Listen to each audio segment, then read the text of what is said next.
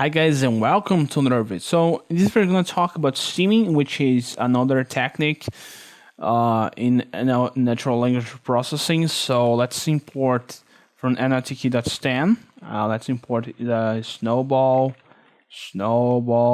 steamer, and we're going to talk about this in detail in this video.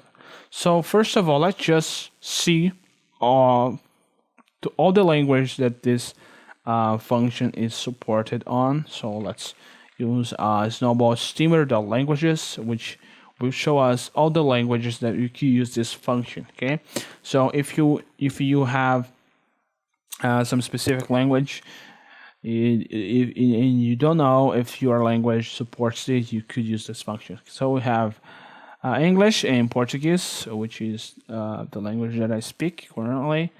So let's do some steaming. So steaming, basically what it does is to cut some part of some word. So let's instantiate a steamer, which will be equal snowball steamer.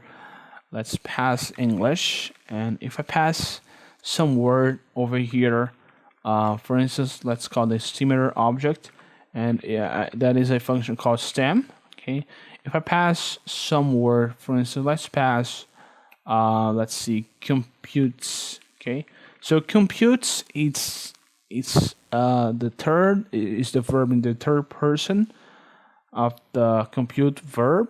So you guys can see that we have the root of the word, which is compute. Okay, doesn't have the e, but still the job. So we pass, if we pass like, we should see the core of the word, which is like. It doesn't have any substructure. If we pass, for instance, let's see, fortunately,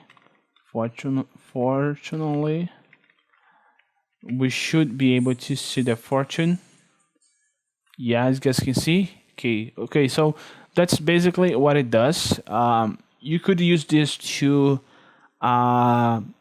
help to decrease the number of words in some classification task. I've used this before for the same reason, because you could use this to decrease the number of words and the perplexity of the model, if you will. So thank you guys for watching this video. See you guys next time.